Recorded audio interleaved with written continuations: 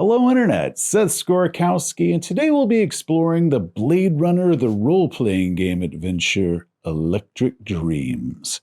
Written by Tomas Harenstam and published in 2022's Blade Runner Starter Set, the adventure itself is about 55 pages, which makes it sound much longer than it really is. It's designed for 1 to 4 players and is intended to help walk new game runners through their first time running Blade Runner. The whole thing took my group and I about 7 to 8 hours to complete. It provides 4 pre-generated characters and a ton of handouts, like a lot. 19 in total, plus 13 NPC image cards and 13 location maps. And while you can use those as the digital versions when playing online or the like, we need to take a moment to talk about these physical handouts because these things are next level. So without showing too many spoilers, we have several of these map pages which are on extremely thick paper, and so they're very sturdy.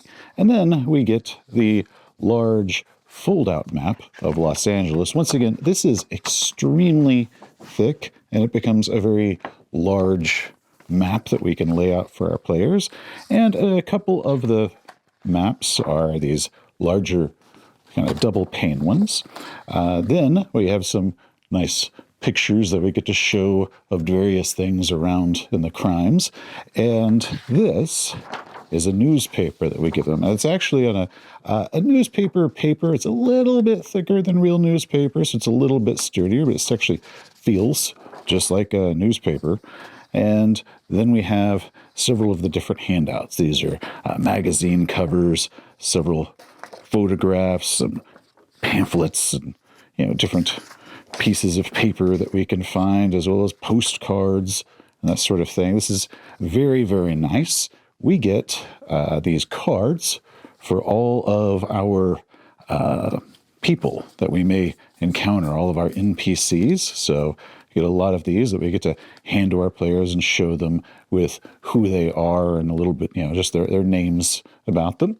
And all of the physical props that we get, we're also given this nice envelope for the LA Rep Detect unit that they can keep them in, kind of like an evidence folder. So this is a really cool setup when it comes to a full props kit, and it's just very impressive to me that this just all comes in the starter set, because these are just some very top-notch props. I'm just blown away by how good these are, and they just give it kind of that little bit extra versus sometimes you get a prop and it just is printed on a basic piece of paper or something. It doesn't have that feel to it. So these are absolutely amazing. Now, one thing that does annoy me with this adventure is that it only comes with the starter set, with the chase cards and the starter set rules, meaning that if you already purchased the full rule book and want to play this adventure, you still have to buy the starter set instead of just picking up the adventure on its own. Another issue that I came across is when I run a module, I like to print the thing out on my own. That way I can break it apart into sections if I need to, or I can just simply write all over the thing and not worry about actually damaging the actual module book.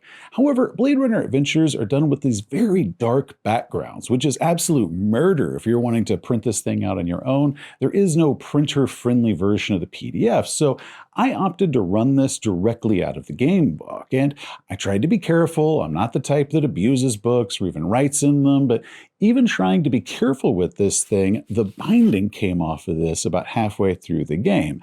Now, this was the Kickstarter printing of the book, so maybe the later printings do not have this same issue with whatever glue binding it was, but I hate to say that the book did come apart on me, so next level handouts, but first level physical binding. Okay, enough about that. Let's talk about the scenario itself, what the adventure is actually like. It's a mystery adventure where there's a murder and a missing persons case where there's many paths and locations that the characters can explore, and I am very impressed with how well this is laid out as an investigative adventure.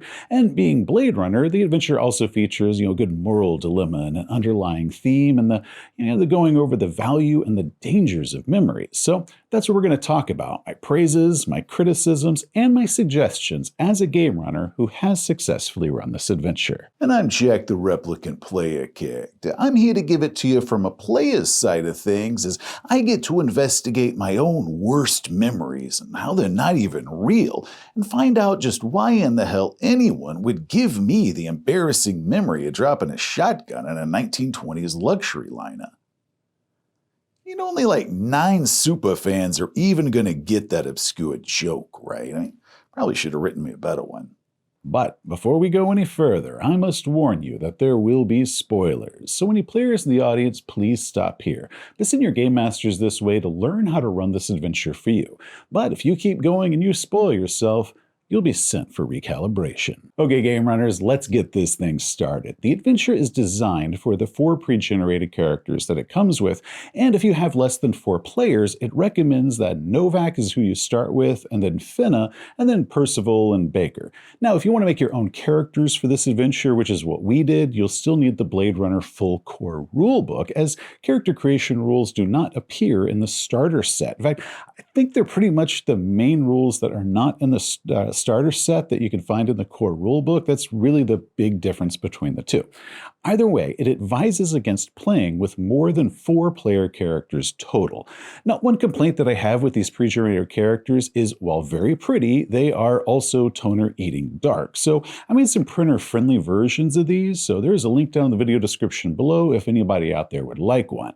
Also, one detail that I missed, and I really regret not noticing when I ran this, is the suggestion to give the PCs personal ties to several of the NPCs, either during the course of character creation itself, kind of weaving these NPCs into the key memories and relationships, or these are things that can be revealed as ties during the course of the investigation. Now, I did have Lilith Tyrell reveal that she made one of the replicant character's key memories, but some of these others, such as a romantic relationship with the victim or prior knowledge of the Arulian being the replicant underground, those things would have been really nice had I put them in there, and I think it's a really big missed opportunity that the pre-generated characters don't have some of these ties already worked into them, already worked into the character sheet.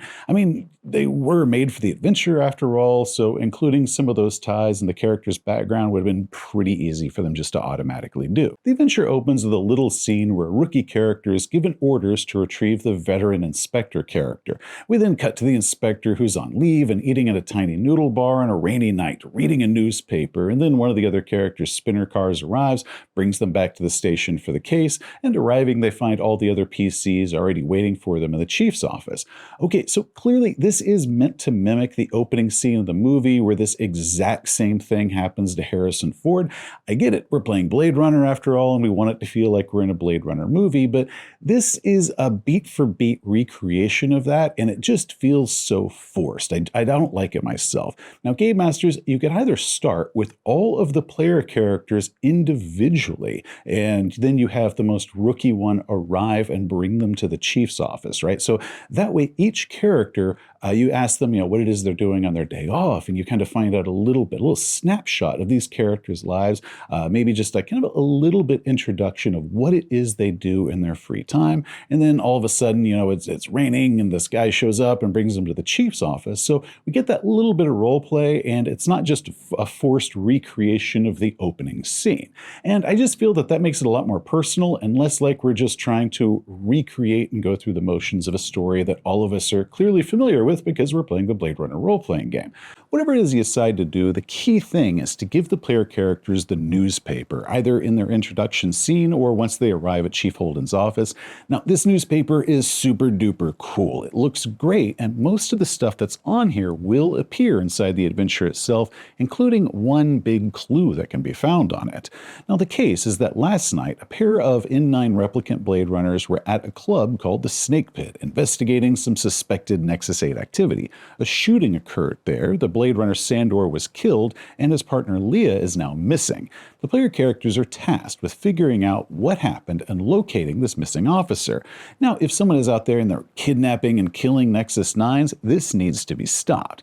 Now, complicating the matter, there were human supremacists at the scene, meaning that the incident will likely end up in the tabloid Kill magazine tomorrow. Now, this could endanger the newly approved Nexus 9 replicants who've only been allowed to operate on Earth in this past year.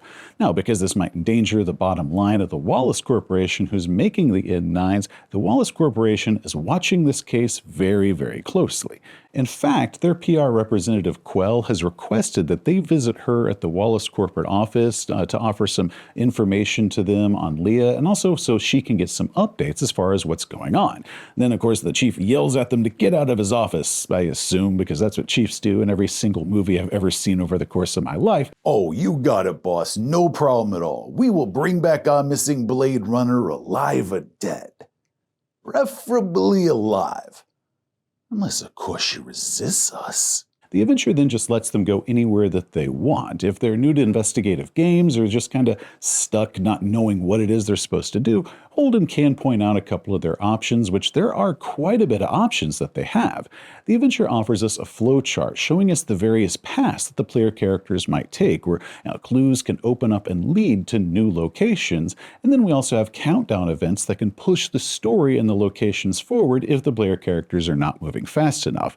I'm very impressed with how this investigation case is laid out, with the final location requiring that the player characters go through several steps in order to even learn about it. And there's multiple ways that they can discover the various locations, meaning that we're not just relying that they make a single skill roll at some point. There are multiple paths that they can discover the different locations that they can investigate. Because Blade Runner uses a shift mechanic where the player characters can only visit one location per shift, and then one shift of downtime is required after every 3 shifts, or they start suffering minuses, just depending on how many players you have, the timeline to when the countdown events occur will change. So if you have 1 player, the finale event with the killer escaping takes place on the afternoon of day 4. But if you have 4 players, that incident occurs on the morning of day 3. So the more players that you have, the less time that they got in order to solve the case, meaning that they got to split up if they want to solve this thing in time, which keeps the adventure moving along at a pretty punchy pace. Because I came in knowing that I was going to have 4 players, I went ahead and before the session, I noted down on my own shift tracker when the 5 countdown events were going to happen, and I suggest that other game masters out there just do that as well. Just get that paperwork out just right up the gate before you even begin. Now, as far as character downtime, the adventure offers us several events for both at home or on the street, depending on whatever it is the player decides to do during their time off. Now, one thing that disappoints me with these is these are the same downtime events that are presented in just the general rulebook. I mean, that's fine, but I would have preferred it had they been tailored for this specific adventure. For events like NPCs that come in offering clues or insights on the current case, I think it would have been really cool for them to offer an example of what sort of clues or something like that NPC could be offering. Like maybe some sort of new or extra clue that can only be achieved if one of the player characters happens to have this downtime event. Something that maybe points out a direction and confirms where they were already planning on going later on, or maybe points out a clue that they might have missed or misinterpreted earlier and kind of put them right on the right path. This can serve as a great example for new game runners how, the core book does offer some really nice generic downtime events. Those events can be tailored and changed just depending on whatever it is the adventure is. Okay, so what's going on here is Leah is an N9 replicant. The Wallace Corporation modeled her appearance after Lilith Tyrell, the niece of the late Eldon Tyrell. Now, Lilith now works as a memory implant designer, and one method that Wallace Corporation uses to keep track of their N9 replicants, at least the earliest models of their N9s, was by giving them traumatic memories. So Leah's key memory is of her having once had a daughter who was violently killed. Now, this memory of her daughter's violent death just tormented Leah's dreams every night after night, and she started failing her baseline test until she was eventually suspended and recalibrated. Yet these terrible memories continued. At one point, she even went to a broker who scanned her memory and pulled a still image of this fictitious daughter so Leah could have a photo of her.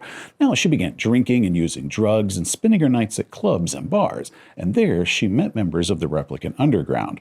So when a newspaper ran a story on Lilith Tyrell and her work as a memory designer, Leah had a face for who who it was that gave her all these terrible memories of this daughter who had died.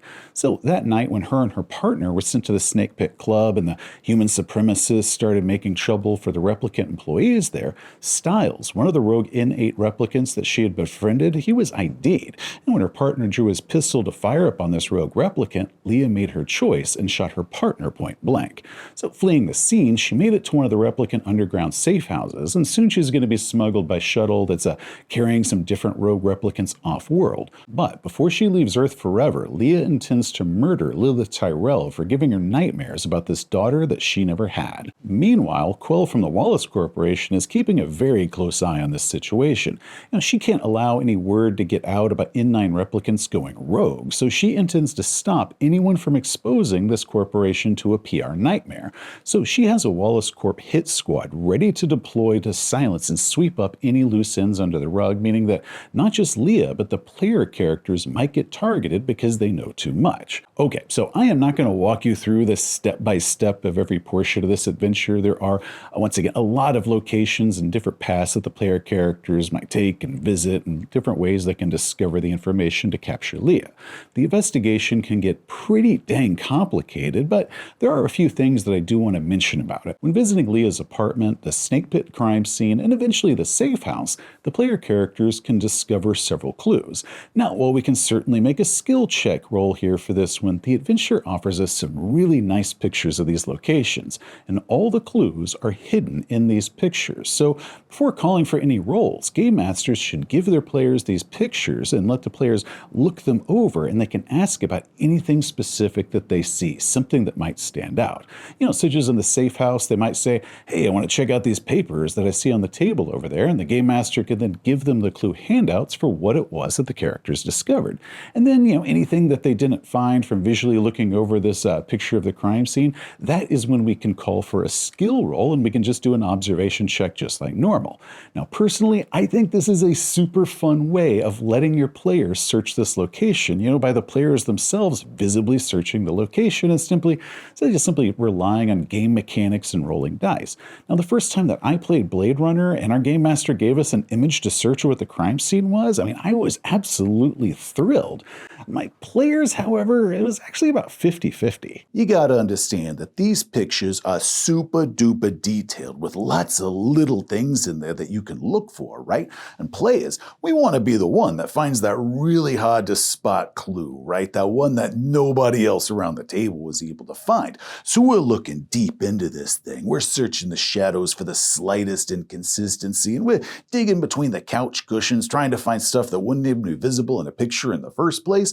And yeah, there are a few items on here that really seem to stand out very clearly and prominently. Maybe even have the light on them in a certain way. That way they just seem to pop out that little bit more. But we know it cannot be that easy, right? Those things have just got to be red herrings for fools. Nah, we're looking deeper for the real clues, right? So we're searching around and we're asking very detailed questions about maybe why one door handle seems to be just a little bit more oblong than the door handle next to it. Around the third or fourth time that Seth is like, yeah, that doesn't really seem to be relevant to the case at hand. We're like, oh my God, are there even any clues in this thing? Now that's a slight exaggeration there. Very slight. But it was kind of hit or miss as far as how my players responded to this. Now, some of my players loved actually hunting for the clues in the picture, while others, it just didn't really hit right for them. Now, personally, I love this feature, but mileage may vary. So some players out there just seem to simply prefer rolling an observation check just to quickly get the clues and get straight to figuring out what those clues mean so they can get back to solving this case and solving the murder, not be spending a bunch of time, hunting pictures, trying to find the clues themselves. In another portion, the player characters can take the security cam footage from the crime scene and then using the zoom and enhance gag from the original movie, find the number for the cab that Leah fled in. Now, personally, I think this is really cool. The fact that it gives us this picture that we can look at and then what the zoom and enhanced version of that picture is, showing whatever the clue is. But one complaint that I need to mention about this is the physical handout itself. Now, one side has the original image that the player characters are to search. The other side has the enhanced version with the clue plainly visible upon it, which means I can't simply just give this handout to my players because they'll see the solution. It's just right there on the other side. So I ended up putting this thing inside of a plastic sleeve and then putting a piece of paper inside the sleeve to cover up the back end. And then when I handed this to my players and it was like all wrapped in this plastic sleeve, I was like, hey guys, don't open that. There's a spoiler on the other side. And yes, that was a very easy solution to this problem, but I hate the fact that I even had to do that in the first place. I mean, come on, Free League. I mean, could you spring for one more piece of paper? Countdown Event 3 is the Wallace Corporation attempts to shut the case down by sending a hit squad after the player characters. This is meant to be a brief hit-and-run attack, either on the ground or in the air. Now, for my game, I had them strike the player characters, at least two of the player characters, when they were in their spinner going to whatever destination it was, so it ended up being a good air battle. Now, the adventure specifies the stats for their vehicle and its missiles are on page 201 of the core book.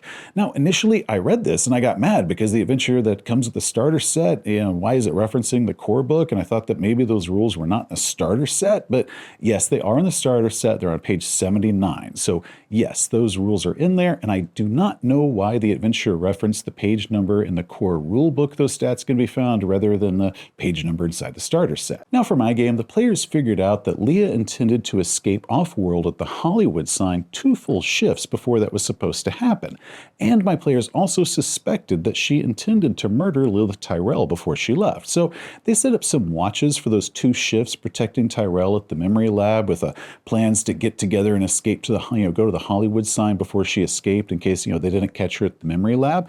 And this was a great plan on their part, and the adventure offers this as the location potential for the final showdown. And then once Leah's been captured or killed, the Wallace hit squad arrives and we have a big bloody final battle. Also, that is great. I'm very happy they have it this way.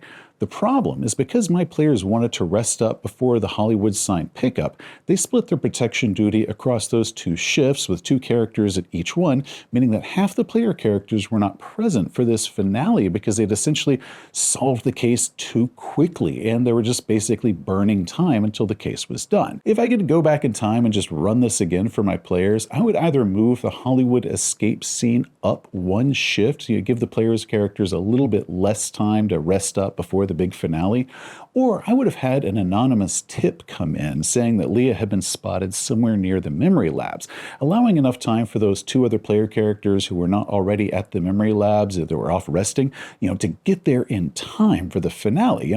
Maybe it's immediately after the showdown with Leah, so the 2 that were there, they face off against her, but the other characters arrive just in time for the big hit squad finale. That way, everybody is involved in that really big action-packed closing versus 2 players watching everybody else, the other 2 players going through this action-packed closing. They would arrive there just in time for the big shootout. So Game Masters, just keep that in mind when running this adventure, that if your players have also figured it out very early on that they're going to have to break it up in shifts where they're going to be covering the memory lab or anything like that, maybe it's okay just to go ahead and speed the timeline up by 1 shift, that they've only got 1 shift to guard Lilith before the big showdown, or have that tip come in that the rest of your player characters can all get themselves organized and get there in time for the big climax. Now, once the smoke clears, there's going to be no identifying evidence that this hit squad was sent by the Wallace Corporation.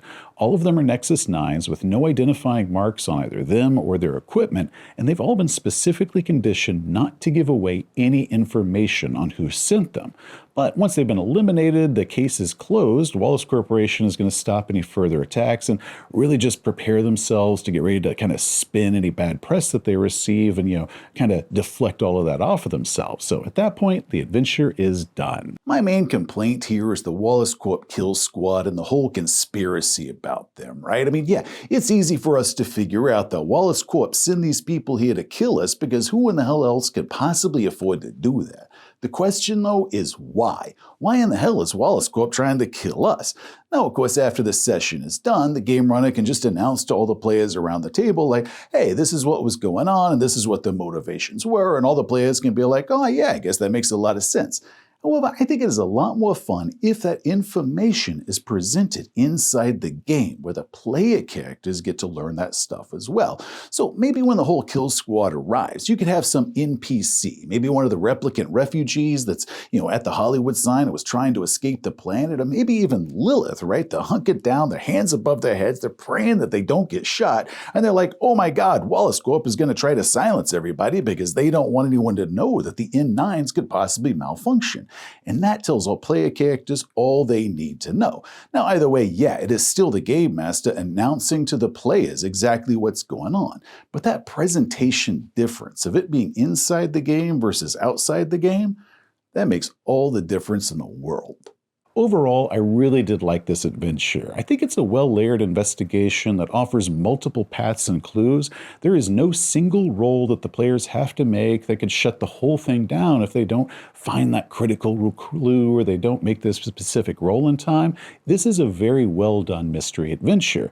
And I am on record for being a pretty big sucker for good handouts, and Electric Dreams offers us some amazingly great handouts, especially the high-quality physical handouts. So if you are going to play this, play it in person if possible. Now, I said in my previous review of the Blade Runner RPG that my players just didn't actually fully click with this game itself. The nature of the game mechanics just didn't vibe as well with them as I had hoped. So I believe that the source of a lot of their frustrations that they were having during the course of playing this, where they really weren't that excited about the pictures or anything like that, that might have been more of their overall sense of kind of disappointment in the game mechanics itself rather than in the adventure itself, because I think this is a really solid adventure. So with that in mind, if you are going to play the Blade Runner RPG, Electric Dreams is definitely worth picking up.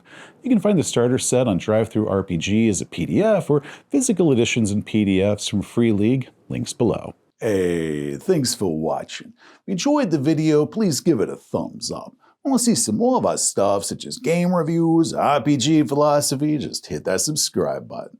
Till next time, Blade Runners, you have a great day.